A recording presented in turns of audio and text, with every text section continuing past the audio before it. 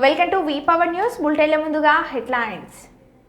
సునీత లక్ష్మారెడ్డి మీద చేసిన అనుచిత వ్యాఖ్యలు విత్డ్రా చేసుకున్న స్పీకర్.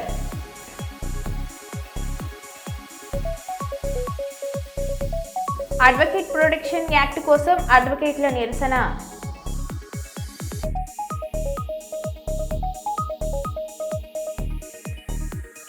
ఎస్ఎల్బీసీ ప్రమాదం సహాయక చర్యల పురోగతిపై అసెంబ్లీ కమిటీ హాలులో ముఖ్యమంత్రి రేవంత్ రెడ్డి సమీక్ష.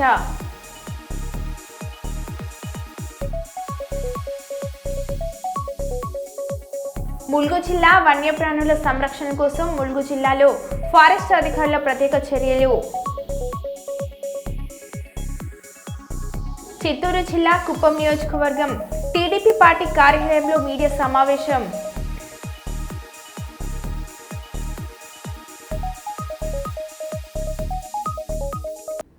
ఇక వివరాలకు వెళ్తే, కర్నూలులో కలెక్టరేట్ కార్యాలయం ముందు గాంధీ విగ్రహం దగ్గర వైద్య మిత్ర సిబ్బంది ఆందోళన వ్యక్తం చేశారు. ఈ సందర్భంగా ఏపీ వైద్య మిత్ర ఎంప్లాయీస్ నాగరాజు మరియు లక్ష్మీ ప్రసన్న మాట్లాడుతూ రాష్ట్ర ముఖ్యమంత్రి చంద్రబాబు ఎన్నికల ముందు తమ సమస్యలను అధికారంలోకి వచ్చిన వెంటనే పరిష్కరిస్తామని చెప్పిన ఇప్పుడు తమను నిర్లక్ష్యం చేస్తున్నారని వారు ఆరోపించారు. ఉద్యోగ భద్రత కల్పించాలని, కనీసం వేతనం అమలు చేసి ప్రభుత్వ ఉద్యోగులుగా గుర్తించాలని డిమాండ్ చేశారు.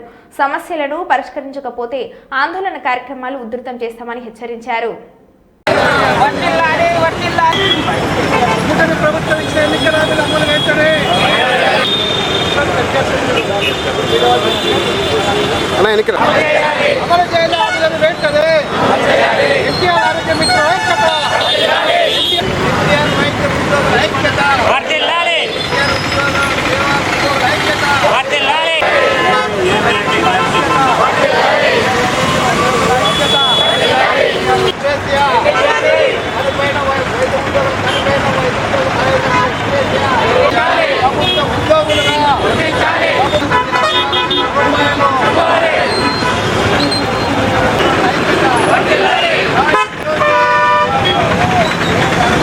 మేమంతా డాక్టర్ ఎన్టీఆర్ వైద్య సేవా పథకంలో పనిచేస్తున్నటువంటి ఫీల్డ్ సిబ్బంది. మేమంతా రాష్ట్రంలో 2500 మంది ఉన్నాం. మేము గత 17 సంవత్సరాలుగా పనిచేస్తున్నాం. అయితే ఈరోజు మేము రాష్ట్ర వ్యాప్తంగా రాష్ట్ర యూనియన్ పిలుపు మేరకు మేమంతా ప్రతి జిల్లాలో నిరసన కార్యక్రమాలు చేపట్టడం జరిగింది. మాకున్నటువంటి ప్రధాన సమస్యల మీద ప్రభుత్వానికి సానుకూలంగా స్పందించే విధంగా మేము శాంతియుత నిరసన కార్యక్రమాలు చేపట్టడం జరిగింది అన్ని జిల్లాలలో. మా ప్రధాన సమస్యలు ఏంటంటే, మమ్మల్ని ప్రభుత్వ కాంట్రాక్టు ఉద్యోగులుగా గుర్తించాలి, మినిమం వేజెస్ అమలు చేయాలి, మాకు క్యాడర్ అమలు చేయాలి. దీంతో పాటు మాకు ప్రభుత్వ ఉద్యోగాల్లో వెయిటేజ్ లేదు. రెండవది వచ్చేసి ఈ క్యాడర్ అమలు చేయకపోవడం వల్ల, ప్రభుత్వ ఉద్యోగాల్లో వెయిటేజ్ రాకపోవడం వల్ల చాలా మంది ప్రభుత్వ ఉద్యోగాలు కోల్పోవడం జరిగింది. కాబట్టి ప్రధాన సమస్యల మీద స్పందించండి. మేము ప్రభుత్వ వ్యతిరేక కార్యక్రమాలు చేయటం లేదు. 17 సంవత్సరాలుగా రాష్ట్రంలో ఉన్నటువంటి ఎంతోమంది, కొన్ని లక్షల మంది ప్రజలకి మేము ఉచిత సేవలు అందించాం. కాబట్టి మా సమస్యల మీద సానుకూలంగా స్పందించండి అని చెప్పేసి ప్రభుత్వాన్ని కోరుతూ ఉన్నాము, సీఈఓ గారిని కోరుతూ ఉన్నాము. సీఈఓ గారు మమ్మల్ని మొన్న పిలిపించారు. అయితే హామీపూర్వకంగా ఎటువంటి ఏమీ పత్రం కానీ మాట కానీ ఇవ్వలేదు, చేస్తామని చెప్పారు. కాబట్టి కోరుతున్నాం సార్ని, మాకు వెంటనే మా సమస్యల్ని తీసుకోండి సార్. మా సమస్యల్ని వెంటనే శాంతియుతంగా చేస్తున్నటువంటి కార్యక్రమాలని వ్యతిరేకంగా తీసుకోదండి. మా సమస్యల్ని వెంటనే పరిష్కరించేటువంటి కార్యక్రమాలు చేపట్టండి. ఎవరైనా ఉద్యోగి చనిపోతే 15 లక్షలు ఎక్స్గ్రేషియో అడుగుతున్నాం, రిటైర్డ్ అయితే గ్రాట్యుటీ అడుగుతున్నాం 10 లక్షలు. కాబట్టి మమ్మల్ని ఏమో ప్రభుత్వ పాలనా పరంగా తీసుకుంటే ఆన్లైన్లో ప్రభుత్వ ఉద్యోగిగా చూపించి మాకు అవుట్సోర్సింగ్కి వచ్చేటువంటి బెనిఫిట్స్ ఇస్తే మాకు అన్యాయం జరుగుతుంది. 17 సంవత్సరాలుగా మేము చేసి ఇబ్బందులు పాలవుతున్నాం. కాబట్టి ప్రభుత్వం సానుకూలంగా స్పందించాలని కోరుతున్నాం. దయచేసి సీఈఓ గారికి తెలిపేది ఒకటే, 2 రోజులు ఇక్కడ చేసాం కలెక్టర్ ఆఫీసులో అన్ని జిల్లాల్లో. 27వ తారీఖు ట్రస్ట్ దగ్గర, మంగళగిరి గుంటూరు దగ్గర మేము ఇదే కార్యక్రమం, నిరసన కార్యక్రమం చేస్తున్నామని చెప్పేసి మీడియా ముఖంగా తెలుపుతున్నాము. ప్రభుత్వం ఇప్పటికైనా స్పందించాలి. సీఈఓ గారు ఇప్పటికైనా మా మీద కరుణ చూపి మా సమస్యల్ని దయాహృదయంతో హ్యూమన్ యాంగిల్లో తీసుకొని మా సమస్యలను వెంటనే పరిష్కరించాలని కోరుతున్నాం మీడియా ముఖంగా. Thank you. నా పేరు నాగరాజ్ అండి, కర్నూలు నంద్యాల నాది ఉమ్మడి జిల్లా, స్టేట్ వైస్ ప్రెసిడెంట్గా పనిచేస్తున్నాను. 17 ఏళ్ళుగా ఈ ఎన్టీఆర్ వైద్య సేవలో చేస్తున్నాం సార్. కానీ కనీస వేతనం మాకు అమలు కాలేదు. చాలని జీతాలతో కుటుంబాన్ని పోషించుకోవడం చాలా కష్టం అయిపోయింది. 17 ఏళ్ళ నుంచి ఇప్పుడు మా పిల్లలు పెద్దగా అయ్యి స్కూల్ ఫీజులు, ఇంటి భారం అన్నీ ఎక్కువైపోయినాయి. కాబట్టి మాకు కాంట్రాక్ట్లోకి మార్చి సమాన పనికి సమాన వేతనం ఇవ్వాలని శాంతియుతంగా ఈ నిరసన చేస్తున్నాం సార్. మాకు గత గవర్నమెంట్ ఇచ్చారు, మేము వస్తే ఈ గవర్నమెంట్కి వస్తే నెక్స్ట్ మీకు చేస్తామని ఇచ్చారు, కానీ ఇంతవరకు ఏం చేయట్లేదు. గవర్నమెంట్లు మారుతున్నాయి కానీ మా తలరాతలు మారడం లేదు. ప్రతిసారి ప్రతి గవర్నమెంట్ మీకు హామీ ఇస్తాము చేస్తాము ఎన్నికలు అయిపోయిన తర్వాత అంటున్నారు, కానీ మాకు గవర్నమెంట్లు ఏమో ఇప్పుడు 4 గవర్నమెంట్లు మారినాయి, ఇది 4వ గవర్నమెంట్. బట్ మేమేమో ఇలాగే ఉన్నాము. ఈ చాలీ జీతాలతో మాకు చాలా ఇబ్బంది అయిపోయింది. 13,000 జీతంతో ఇప్పుడున్న పరిస్థితుల్లో బతకాలంటే చాలా కష్టం అయిపోయింది సార్. పిల్లల ఫీజులు ఏమి దేనికి తోడు సంక్షేమ పథకాలు అన్నీ మాకు కట్ అయిపోయినాయి. ఈ గవర్నమెంట్ ఎంప్లాయీస్గా చూపిస్తున్నారు ఆన్లైన్లో, అందువల్ల మాకు రావాల్సిన బెనిఫిట్స్ అన్నీ కట్ అయిపోయినాయి. తల్లిదండ్రులకు పెన్షన్ రావడం లేదు, పిల్లలకు అమ్మఒడి రావడం లేదు, రేషన్ కార్డులు చాలా మందికి పోయినాయి గవర్నమెంట్ ఎంప్లాయీ అని చెప్పి. సో ఇట్లా అన్నీ కట్ అయిపోయి ఇదింత జీతంకి బతకడం చాలా కష్టం అయిపోయింది.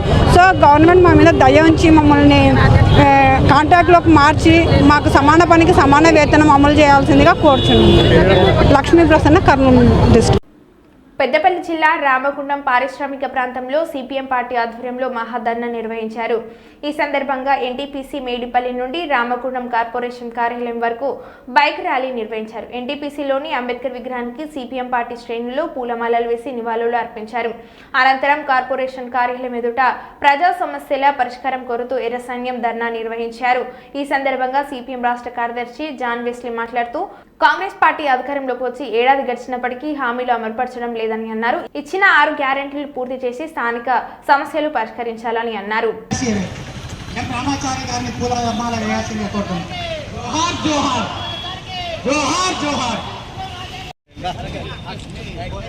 ఇప్పుడు మాతాయి కాలనీలో ఉన్న ఏదైతే ఎన్టీపీసీ తెలంగాణ ప్లాంట్ ఏర్పడ్డప్పటి నుంచి కూడా ఇక్కడ సౌండ్ తోని కులుషితని ఇక్కడ ఈ కాలనీ నివాసులంతా బాధపడుతున్నారు.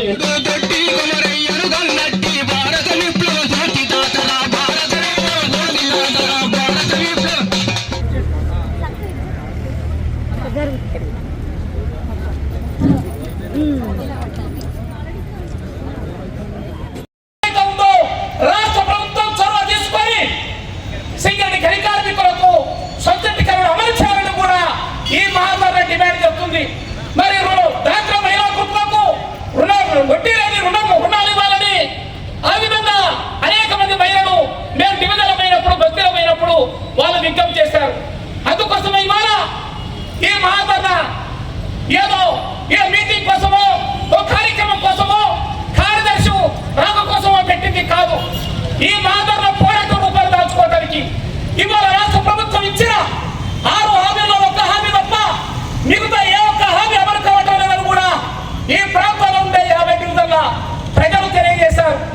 అందుకోసమే ఈ మహాధర్నా ఇవాళ ప్రజలు చెప్పిన ఏ విషయాన్ని కూడా వదిలిపెట్టకుండా ఈ మహాధర్నా సందర్భంగా ఈ మున్సిపల్ కమిషనర్కి మెమోరాండం ఇవ్వటం, వాటి పరిష్కారానికి నిరంతరం పోరాట కార్యక్రమం చేయడానికి సిపిఎం పార్టీ జిల్లా కమిటీ ప్రజల పక్షాన ఉంటుందని ఈ సందర్భంగా తెలియజేస్తున్నాం.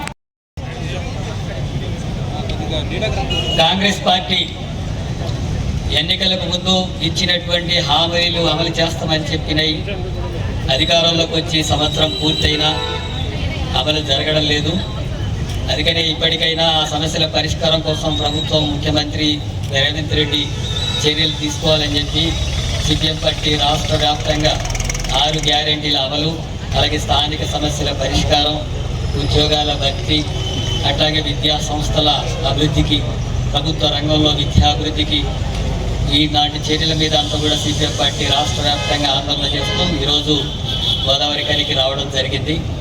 ఇక్కడ గోదావరి ఖని ప్రాంతంలో, పట్టణంలో 4 ప్రాంతాల్లో సిపిఎం పార్టీ ఆధ్వర్యంలో పేదలంతా ఇళ్ల స్థలాలు లేనటువంటి వాళ్ళు సుందరయ్య నగర్లో, భగత్ సింగ్ నగర్లో, ఐలమ్మ నగర్లో, మల్లు స్వరాజ్యం గారి నగర్లో గుడిసెలు వేసుకొని నివాసం ఉంటున్నారు. వాళ్ళకి వెంటనే పట్టాలు ఇచ్చి ఇండ్ల నిర్మాణానికి నిధులు కేటాయించాలని చెప్పి డిమాండ్ చేస్తున్నాం. అలాగే ఇక్కడ ఉండేటటువంటి 50 డివిజన్స్లో అండర్ డ్రైనేజ్ సిస్టానికి నిధులు కేటాయించి ఆ రకంగా సౌకర్యం కల్పించాలి. దీనివల్ల తీవ్రమైనటువంటి కాలుష్యం ఏర్పడుతున్నటువంటిది ఉంది. ఆ సమస్యను పరిష్కరించాలని చెప్పి కోరుతున్నాను. అలాగే ఇక్కడ ఉండేటటువంటి హాస్టల్స్, మిగతా విద్యా సంస్థల్లో కూడా సౌకర్యాలు లేవు, పోస్టులు కూడా భర్తీ జరగలేదు. వాటి మీద చర్యలు తీసుకోవాలని చెప్పి డిమాండ్ చేస్తున్నాం. ఇక్కడ పారిశ్రామిక ప్రాంతం ఇది. కానీ ఈ ప్రాంతానికి సంబంధించినటువంటి యువకులకు నిరుద్యోగులకు ఉద్యోగాలు కల్పించే దాంట్లో ప్రభుత్వ నిర్లక్ష్యం ఉంది. ఆ రకంగా ఉద్యోగ అవకాశాలు కల్పించాలని చెప్పి డిమాండ్ చేస్తున్నాం. అట్లాగే ప్రజలకు అనేక వాగ్దానాలు చేశారు. మహిళలకు 2,500 ఇస్తామన్నారు, ఇప్పటివరకు ఇవ్వలేదు. వ్యవసాయ కూలీలకు 12,000 ఇస్తామని చెప్పారు, ఆ సమస్య పరిష్కారం జరగడం లేదు. 500కే సిలిండర్ అని చెప్పారు, అది కూడా పూర్తిగా అమలు జరగడం లేదు. అట్లాగే ఎస్సీ ఎస్టీలకు 12 లక్షల చొప్పున కుటుంబాలకు, పేద కుటుంబాలకు ఇస్తామన్నారు. ఈ బడ్జెట్లో నిధుల కేటాయింపు అంటే జరగలేదు. 2 లక్షల ఉద్యోగాలు భర్తీ అన్నారు, వాటికి నోటిఫికేషన్స్ ఇప్పటివరకు ప్రభుత్వం ఇవ్వలేదు. ఈ రకంగా ప్రభుత్వం ఇచ్చినటువంటి వాగ్దానాలు అమలు చేయలేదు. ప్రాజెక్టులకు తగినటువంటి నిధులు కేటాయింపులు జరగలేదు. రైతు భరోసా కానీ, రుణమాఫీ కానీ ఇలాంటి చర్యలు కూడా ప్రభుత్వం ఎలాంటి చర్యలు తీసుకోలేదు. యూనివర్సిటీల సమస్యలు పరిష్కరించడానికి కనీసం 5,000 కోట్లు కేటాయించాలంటే 400-500 కోట్లు కూడా కేటాయించలేదు. కాంట్రాక్ట్ వర్కర్స్ కానీ వాళ్ళ సమస్యలు పరిష్కరిస్తామని చెప్పినటువంటిది జరగలేదు. అట్లాగే ఆశావులు, అంగన్వాడీ టీచర్స్. బాలికల విద్యకు మలబార్ గోల్డ్ సంస్థ ప్రోత్సహిస్తుందని కర్నూలు జిల్లా పాణ్యం ఎమ్మెల్యే గౌడ్చెత్తారెడ్డి తెలిపారు. 2024-25 విద్యా సంవత్సరానికి సంబంధించిన ఇంటర్మీడియట్ విద్యార్థులకు మలబార్ చారిటబుల్ ట్రస్ట్ ఆధ్వర్యంలో స్కాలర్షిప్లను అందించారు. కర్నూలులో నిర్వహించిన ఈ కార్యక్రమానికి ఎమ్మెల్యే గౌడ్చెత్తారెడ్డి, ఇంటర్మీడియట్ అధికారి పరమేశ్వర్ రెడ్డి ముఖ్య అతిథిగా వచ్చి విద్యార్థులకు చెక్కులను అందజేశారు. ప్రభుత్వ కళాశాలలో ఇంటర్మీడియట్ చదువుతున్న విద్యార్థులకు, అర్హులకు, అమ్మాయిలకు ఈ స్కాలర్షిప్లు ప్రతి సంవత్సరం మలబార్ చారిటబుల్ సంస్థ అందించడం హర్షించదగ్గ విషయమని ఎమ్మెల్యే అన్నారు. మహిళా సాధికారత కోసం దేశవ్యాప్తంగా 21,000 విద్యార్థులకు 16 కోట్ల రూపాయలు ఇస్తున్నారని, అందులో భాగంగా ఆంధ్రప్రదేశ్ రాష్ట్రంలో 1928 మంది విద్యార్థులకు 1,67 లక్షల రూపాయలు ఇచ్చారని ఎమ్మెల్యే గౌడ్చెత్తారెడ్డి తెలిపారు.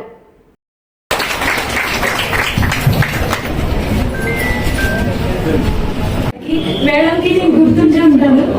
బ్లాక్ బెల్ట్ సాధించినప్పుడు మీ చేతుల ద్వారా డిస్ట్రిబ్యూట్ చేస్తాను. గౌరీచరిత మేడం గారిని మాట్లాడాల్సిందిగా కోరుతున్నాము. నెక్స్ట్ చెక్ లాంచింగ్ చేయవలసిందిగా శ్రీమతి గౌరీచరిత మేడం గారిని Parameshwar Reddy sir.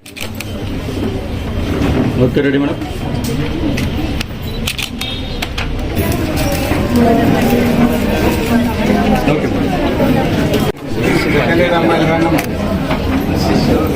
Okay madam.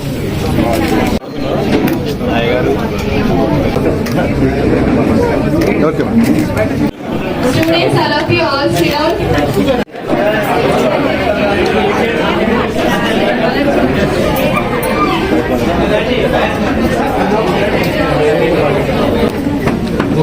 అందరికీ నమస్కారం.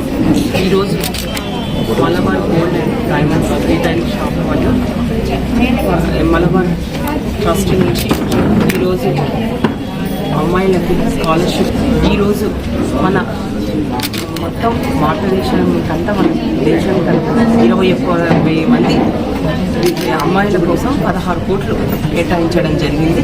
అలాగే మన ఆంధ్ర రాష్ట్రానికి వస్తే దాదాపు 142 కాలేజీల్లో చదువుకున్న అమ్మాయిల కోసం 1922 మంది అమ్మాయిల కోసం 1,67 లక్షలు కేటాయించడం జరిగింది.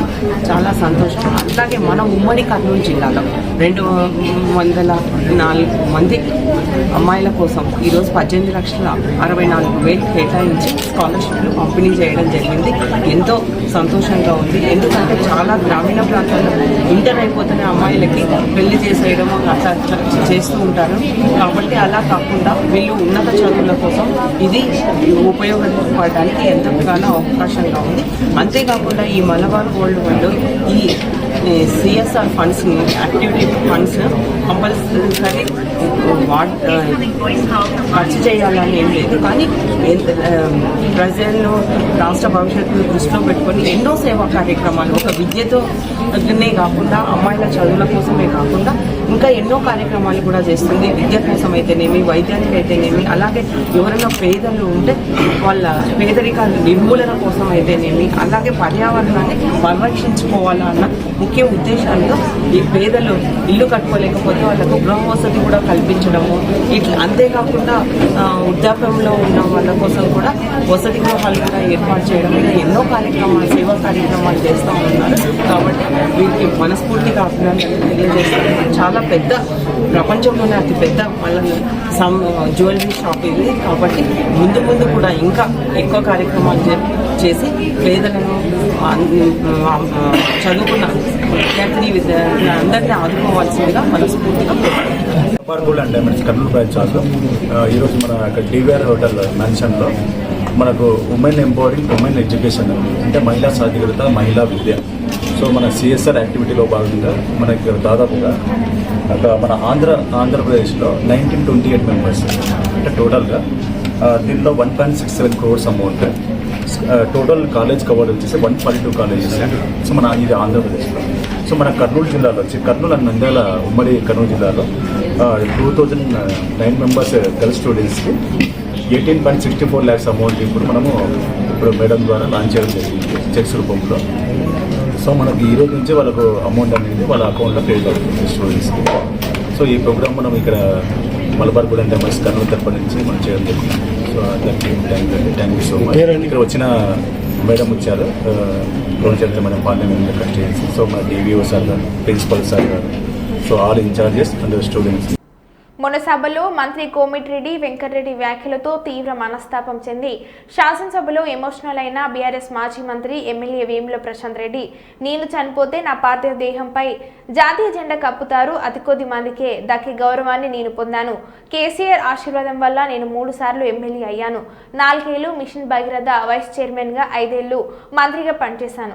భగవంతుడు నాకు ఇచ్చిన శక్తి మేరకు పనిచేశాను. సభలో మాట్లాడుతుంటే సభ్యులు అంతరాయం కలిగిస్తున్నారు, అది లేకుండా చూడాలని సభకి విజ్ఞప్తి చేస్తున్నానని బీఆర్ఎస్ మాజీ మంత్రి ఎమ్మెల్యే వేముల ప్రశాంత్ రెడ్డి అన్నారు.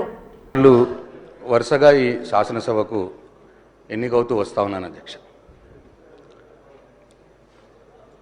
కేసీఆర్ గారు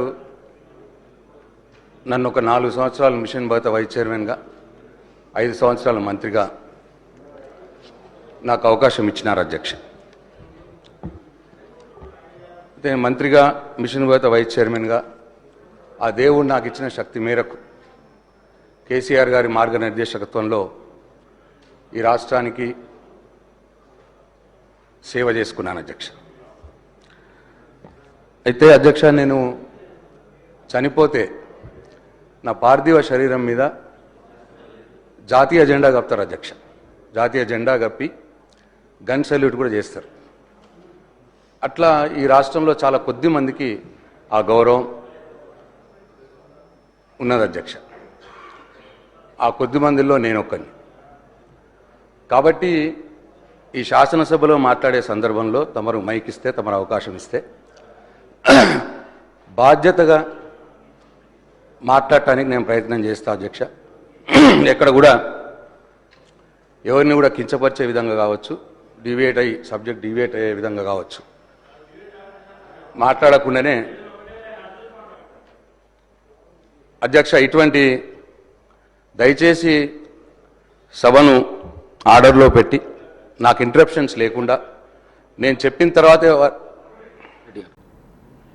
కేంద్ర మంత్రి బండి సంజయ్ తెలంగాణ రాష్ట్ర తొలి ముఖ్యమంత్రి కల్వకుంట్ల చంద్రశేఖర్పై అత్యంత అసభ్యమైన ఆరోపణలు చేయడం అత్యంత ఖండనీయము. ప్రజా జీవితంలో అత్యున్నత స్థాయికి ఎదిగిన నాయకునిపై నిరాధార ఆరోపణలు చేయడం బండి బాధ్యత రాహిత్యానికి నిదర్శనం. తాను కేంద్ర మంత్రిననే విషయాన్ని మర్చిపోయి కార్పొరేటర్ కన్నా హీనంగా మాట్లాడుతున్న బండి సంజయ్ సీఎం రేవంత్ రెడ్డి మెప్పు కోసమే అవాస్తవ ఆరోపణలు చేస్తున్నారు.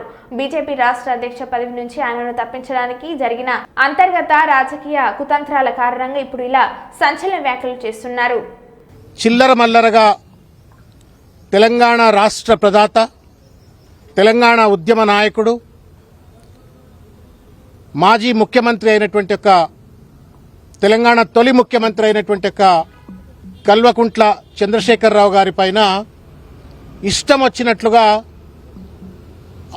అడ్డమైనటువంటి ఆరోపణలు చేసి వారిని అబాసుపాలు చేయటమే కాకుండా తన మంత్రిత్వ శాఖను, తన మంత్రి పదవిని కూడా అబాసుపాలు చేస్తూ ఒక చిల్లరతనానికి వాళ్ళ బండి సంజయ్ గారు పాల్పడ్డారు. వారు మాట్లాడిన మాటలు not only defamatory, derogatory, but also demeaning the constitution, demeaning the democracy కాబట్టి వారిపైన క్రిమినల్ చర్యలు చేపట్టాలా అని చెప్పని వాళ్ళ బీఆర్ఎస్ పార్టీ నాయకులమంతా కలిసి ఈరోజు బంజారా హిల్స్ పోలీస్ స్టేషన్లో వారిపైన కంప్లైంట్ చేయటం అయింది.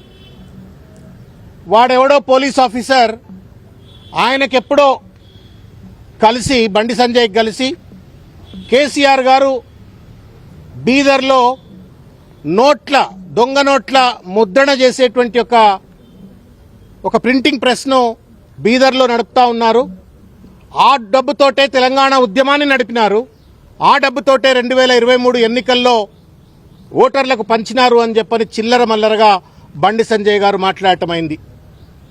నేను తెలంగాణ సమాజానికి చేతులెత్తి నమస్కారం చేసి విజ్ఞప్తి చేస్తా ఉన్నాను. 7 సార్లు శాసనసభ్యుడు, 3 సార్లు పార్లమెంటు సభ్యుడు, ఒక డిప్యూటీ స్పీకర్గా ఉమ్మడి ఆంధ్రప్రదేశ్ శాసనసభకు, తర్వాత కేంద్ర మంత్రిగా, తెలంగాణ తొలి ముఖ్యమంత్రిగా అద్భుతమైనటువంటి ఒక రీతిలో 14 సంవత్సరాల పాటు తెలంగాణ రాష్ట్ర సాధన కోసం ఉద్యమంలో పనిచేసి వచ్చిన తెలంగాణను బాధ్యతాయుతంగా 10 సంవత్సరాల పాటు ముఖ్యమంత్రిగా బండి సంజయ్ గారు వ్యవహరిస్తా ఉన్నారు. ఎలుకతోలు ఎంత ఉతికినా నలుపు నలుపే గాని తెలుపు కాదు అన్నట్టుగా ఇవాళ బండి సంజయ్ గారు వ్యవహరిస్తా ఉన్నారు. అల్జిమర్ వ్యాధి ఉందేమో బండి సంజయ్కి, అర్థం కావట్లేదు. కరీంనగర్ కార్పొరేటర్ కాదు అయ్యా నువ్వు, కరీంనగర్ గల్లీ లీడరు కాదయా నువ్వు. ఢిల్లీలో పార్లమెంటు సభ్యుడివి, ఢిల్లీలో కేంద్ర మంత్రివి. కరీంనగర్ కార్పొరేటర్ కాదు బండి సంజయ్, నువ్వు కరీంనగర్ ఎంపీవి. ఈ సోయి మరిచి ఇవాళ ఇష్టం వచ్చినట్టు మాట్లాడుతూ ఉండు. నేను ఇంత పరుషంగా మాట్లాడను, కానీ మాట్లాడవలసిన అవసరం ఏర్పడతా ఉంది. ఎందుకంటే ఉన్నతమైనటువంటి ఒక పదవుల్లో ఉన్న వాళ్ళు ఆరోపణలు చేసినప్పుడు ఆ ఆరోపణలు సహేతుకంగా రుజువు చేయవలసిన ఒక బాధ్యత వాళ్ళపైన ఉంటుంది. వెనకటికి ఒక ఎర్రోనికి మల్లెపూ ఇస్తే ఎక్కడో పెట్టుకొని వాసన చూసినట్టుగా ఇవాళ అంత పెద్ద కేంద్ర మంత్రి పదవిని నరేంద్ర మోడీ కట్టబెట్టి, భారతీయ జనతా పార్టీ కట్టబెడితే ఆ పదవిలో కూర్చొని వాడెవడో అడ్డమైనోడు ఏదో చెప్తే ఇంకెవడో అడ్డమైనోడు ఇంకేమో చెప్పిండు అని చెప్పని అడ్డమైన భాషలో అడ్డదిడ్డంగా బండి సంజయ్ మాట్లాడుతూ ఉంటే నవ్వాలనా ఏడవాలనా సిగ్గుపడాలనా అర్థం కావట్లా. Bandi Sanjay is not an individual. Bandi Sanjay Bharatiya Janata party నాయకుడే కాదు, బండి సంజయ్ నా భారత ప్రభుత్వానికి కేంద్ర మంత్రి కూడా. ఒక మంత్రి హోదాలో ఉండి తెలంగాణ తొలి ముఖ్యమంత్రి, ఇవాళ శాసనసభ్యుడు, leader of the opposition, Telangana జాతిపిత కేసీఆర్ పైన ఇష్టం వచ్చినట్టు ఆరోపణలు చేస్తూ ఉంటే సిగ్గు శరం లేదా బండి సంజయ్ నీకు? అసలు నువ్వు లా చదువుకున్నావా? లా చదువుకోపోయి అసలు నీకు చదువచ్చా చెప్పు నాకు.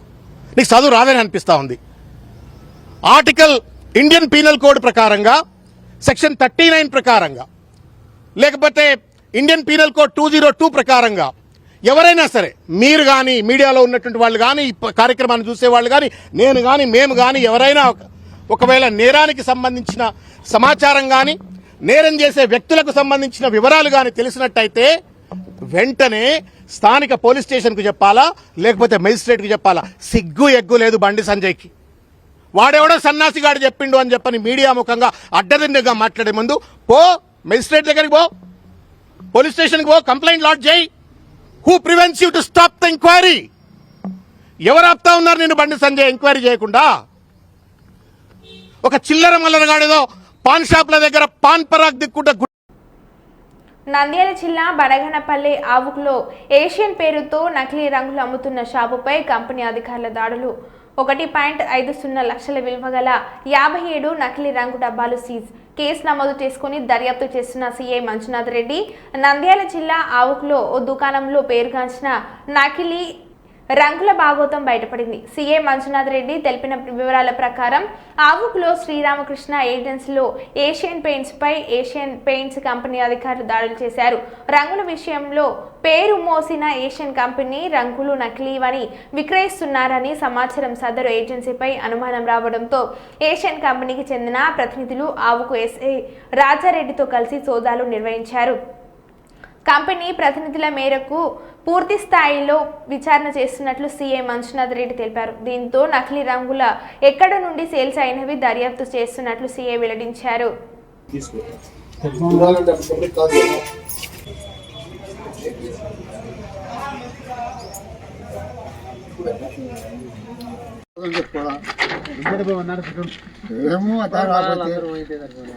అవుట్